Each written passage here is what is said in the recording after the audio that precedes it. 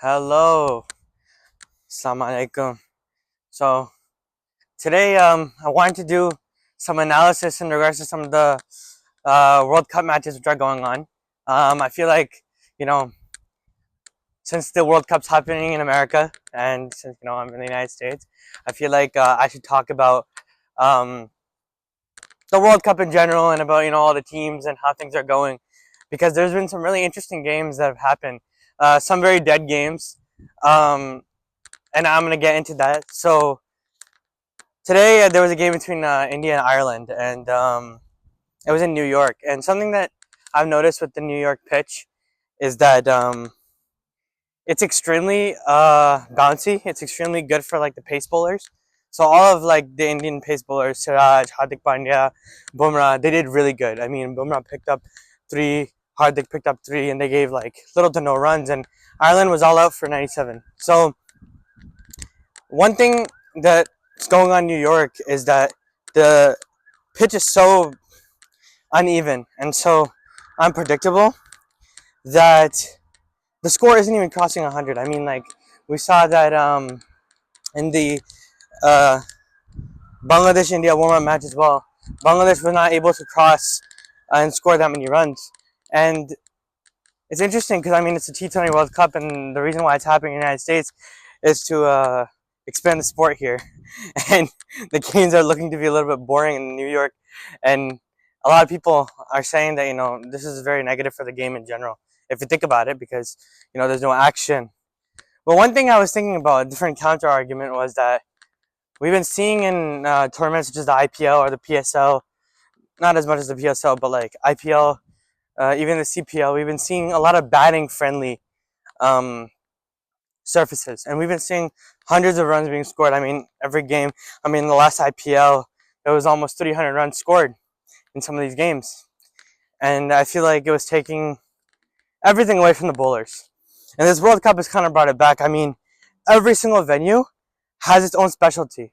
In the Caribbean, it's like a very spin-based surface over there. In Texas, it's a batting-based wicket.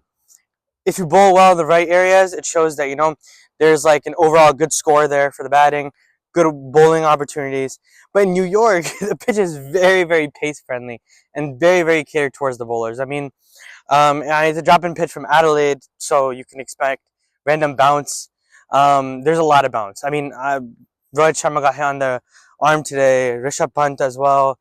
One of the Irish players got injured. So there's a lot of injury-prone situation going on with that pitch because of its bounce, because of the pace, and which is why I feel like all the other games are going to happen there, such as the big battle India and Pakistan, which is going to be on Sunday. A lot of it's going to be on who wins the toss, who bowls first, and restricts the opposition. Because let's say India bowls first and restricts Pakistan for under 120, 130, India can play decent and get away with that, get through to that total. Whereas if Pakistan bowls first and restricts India below 130, 140, Pakistan also has a great chance, because 130, 140, you can just slowly play it away and, patiently score through that the innings. And that's the thing about this pitch, is that whoever wins the toss has a lot of advantage. I mean, people were talking about how in Dubai, when the World Cup was there in 2021, there was the toss played a big role, and a lot of people were aggravated with that. Obviously, people were saying that the toss shouldn't play such a big role. The dew factor is playing too much of a role, and the complaints were there. Then when we had the World Cup in Australia, people had complaints in regards to the big pit, big grounds, right? Like Melbourne is huge, so not as much sixes and fours, not as much boundaries. And then now we're having complaints of damp pitch, too much swing in the wicket, too much catered towards the fast bowlers, the batting not getting enough opportunity. How is the game going to grow in the United States if there isn't a significant play style which is attractive to the audience here? But in all honesty, I feel like the New York pitch, however much lopsided towards the bowlers it is, it's very interesting. I mean, I'm kind of liking the low scoring games a little bit. That's my personal opinion. I think the India Pakistan match, for example, high pressure. We might see one of the teams crack, and the score going not that high. Because both sides have quality pace. I mean, Pakistan has in the battery Shaheen Shah Afridi, Naseem Shah, Haris Rauf, and now Muhammad Amir making a comeback. And all of them are skiddy bowlers, like Haris Rauf, Naseem Shah, skid. they skid the ball, and on a surface like New York, where if you hit those hard lanes like Nassim and Harris did in the last World Cup final, if you remember, towards the end when Josh Butler and Ben Stokes were having a very difficult time playing Nassim Shah and Harris Rofe, those kind of lanes are going to do good on this pitch. And I noticed that that's the lane that Hardik Pandya and Mohammad Siraj and Bumrah were all hitting. They're all hitting the hard lanes, and that's what got a lot of their wickets, whether it be the ones which were caught or be the ones which were bowled. Because I noticed that when they hit the hard lanes, the ball wasn't bouncing in every single patch of the ground. So there was some patches where it was staying low, so it would go directly to the wicket. But sometimes the bounce is so uneven that there was a delivery by Bumrah. It went over, just right over the wicket, and it was interesting, in my opinion, that um, the bounce is so uneven. It's very much like Adelaide. So, I mean, when the drop in pitch came in, it's very similar conditions to Adelaide and Australia, but because the grounds in the U.S., there's some issues. For example, the outfield, right? The outfield very slow. I mean, hitting boundaries in the outfield, you either have to really time it to go one bounce four, or it has to go over the wicket. Because bouncing to the outfield, you might be able to get a couple of, and it's not that big of a ground, so you can't get easy doubles or easy triples. Like for example in Melbourne, yeah, okay, the pitch was very pacey, right? But the ground is so big that you can get threes. This is not the case here. So the ground is just like it's very slow outfield, but it's so small that getting threes is too risky. So you're not gonna get any threes. You're gonna get very minimal doubles. You're gonna try to see batsmen tap it for singles, and it's very uneven, very unpredictable pitch. Um, that's what everyone's talking about. Everyone's saying that the unevenness, unpredictability is causing issues. Whereas in Texas, for example, we saw that U.S. Canada played a match in the very beginning, the first match of the World Cup, and it was explosive. We saw players like Jones go crazy. I mean, they hit 113-meter sixes. We saw Canada's batting do well as well. We saw that the United States has good bowlers towards the death overs to build a little bit of a comeback. Um, and we're going to see that tomorrow in the Pakistan USA game, where we have a very loaded US batting lineup with Steven Taylor. We have um, the captain himself, Maya Patel. And then with the bowling attack, we have Ali Khan, who's phenomenal. I mean, he's played franchise cricket all over the world, and he's a phenomenal bowler. I mean, you see his pace, you see the style of his bowling, the fast bowling, very pacey bowler. He's good. Whereas in Pakistan's side, we have world-class batsmen, Babar Azam, Mohammad Rizwan. We have game changers like Fakhar Zaman, Sam Ayub if he gets to play. We have very, very good pace bowlers such as Harris Rofe, Shaheen Shah Afridi, Naseem Shah, Muhammad Amir. Imad Wasim is sitting out in tomorrow's game because of a side strain injury. But the dynamics of the pitches so far in the United States have been not too good in regards to New York. We haven't yet played in Florida. That's going to be towards the later end of this first leg. But we played in Texas, and what I'm finding in Texas is the ground is small, but the ground is small, but the bowler can bowl well and get away and contain runs. It's not that the bowler can't. So it's not a 100% batting wicket. It's more of a batting conditions. That's definitely true. It's more suited towards the batsman. But then again, New York is suited towards the bowlers. So I mean, you have to kind of balance it sometimes. But with New York, a lot of people are saying that if you're going to host a game like India and Pakistan, which is so large scale, right? It's one of the probably the greatest of the sports rivalries, sports games, and most hyped up and most anticipated. You're going to want to have better pitches, better grounds, better facility to grow the game in the United States specifically. Because right now, for a cricket viewer like me, I'm enjoying what's going on. I mean, I'll watch cricket. I enjoy it. I'm enjoying what's going on in New York, the games which are going on, even if they're lower scoring. I enjoy watching the bowling. I enjoy watching batsmen, dig through and, build innings and, really use their basics. Because in New York, in my opinion, the batsman which stays on their basics the most, such as Babar, such as Virat, Virat didn't play well today, Rohit Sharma, the batsmen like Kane Williamson, which I don't think New Zealand has any games in New York, but I'm just saying, I feel like those kinds of batsmen will succeed because they're staying on their technique, and that's what Rohit Sharma showed today. Today is 50. Even though he struggled in the beginning, he maintained his composure and made it. So there was an attempt in the beginning, there was a chance in the beginning, but he really recovered and he scored a 50. I'm enjoying that. But for an outside viewer, someone who is just walking into cricket, who's just starting their viewership of cricket, they might turn around and say that this is a boring game. And the criticism that ICC is receiving is that, hey, like, this isn't very generous to build the game in the country. The World Cup's looking weak, not looking exciting.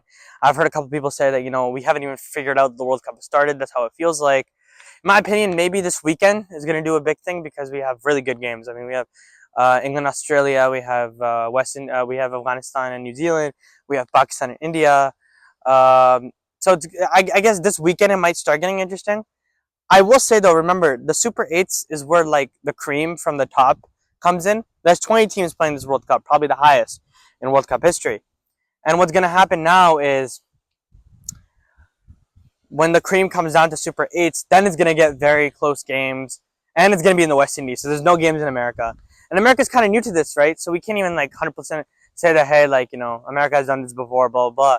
With the UAE, we could say that, okay, the UAE has hosted international games before, and that like now that like in when they have like a do factor, maybe if they didn't handle something well, you could say something about that. With the US, it's the first try, then it's have to grow the game in America. The next string will be in West Indies. So I guess the World Cup will only get more interesting later on. Right now, I think you don't want to jump the gun. I personally think that the India-Pakistan game is going to be very interesting because of the pitch. I think that it's very interesting, considering that, both sides have good pace attacks, good seam bowlers, and both sides will be putting all four of their bowlers at once, right? They'll be putting their four bowlers out there. They'll be playing minimal spin. It's going to be whose pace attack is better. And, in my opinion, I think in that regard, with the India-Pakistan game, me personally, if I have a prediction, I think that with T20, it's very 50-50 with India-Pakistan because it has to do with pressure, etc. India has the edge with some of its batting and some of its recent form. But Pakistan, I mean, world tournament, it's like where like Pakistan has a lot of um, engagement in regards to like coming back from failures or turning up for the World Cup, and they're there. So I think that even that like for the Indian team, they're gonna be looking at, okay, like Pakistan in the last couple of T20 show offs between the two teams, we've had four, and the first of the four was a 10 wickets win in Dubai. Then we had an Indian victory in the Asia Cup, then a Pakistani victory in the Asia Cup. And then we had an Indian victory in the last T20 World Cup. And that, if you remember, that game was really close. I mean, it was a seesaw. It could have gone either way. It was till the last ball.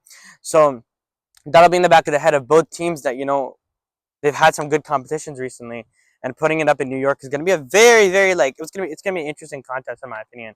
It's not going to be one-sided. Because I thought originally, when I had seen the New York pitch and the New York ground, I had thought that maybe it was going to be something where, India and Pakistan's opening pairs, them exploding will be the game. I don't think that's the game. I think that with this pitch, the focus is going to be to go to the par total, use your technique, get to a safe total, and let the bowling win the match. The batting get to a decent total. So if India bats first, let's say, they're going to want to cross 150. Because for Pakistan, crossing 140, 150 is going to be tough for Pakistan's batting lineup due to the troubles in the middle order. If Pakistan bowls first, their goal restrict India below 130 because Pakistan can then make it up in the batting. If Pakistan's batting first, the goal will be to hit 150 because Pakistan has the pace attack to maybe defend 150. So I think interesting times ahead. I'm definitely going to be making a video in regards to the aftermath of some of these games.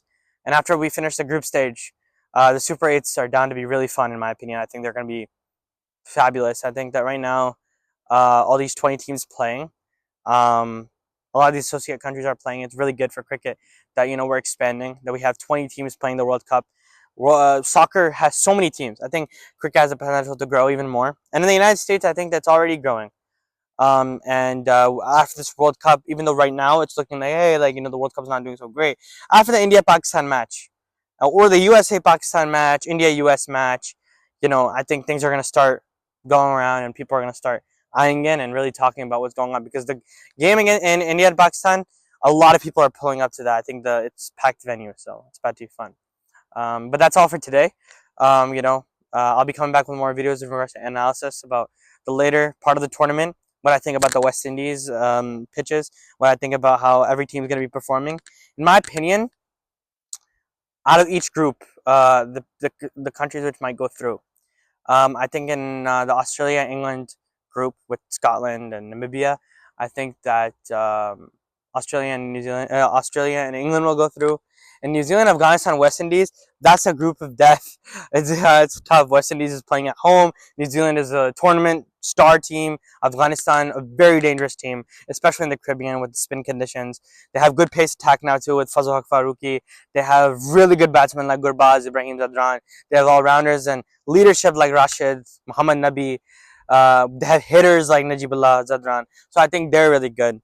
That group, it could be either New Zealand. New Zealand's constant, but it has to be one of Afghanistan, West Indies. And the India-Pakistan group, I think Pakistan and India are going to go through. If anything happens in the middle, I mean, things happen with Pakistan cricket, but I think that those two will go through. And in the final group with South Africa, Sri Lanka, Bangladesh, I think that South Africa and Sri Lanka could go through, but Netherlands is in that group as well. And I feel like Netherlands in T20 has been phenomenal in the last couple of tournaments that have been going on. So you could see Sri Lanka and Netherlands having a little bit of a battle of who goes. Because Netherlands, even though it's an associate nation, they've been playing some really quality cricket. I mean, last World Cup, they beat South Africa, and South Africa was a very good team last World Cup, last T20 World Cup. So I'm going to say maybe South Africa and Netherlands in that group. So that's my analysis up till now of what teams are going to go where. But anything could happen. This is T20 cricket, so but that's it for today's analysis. See you in the next video.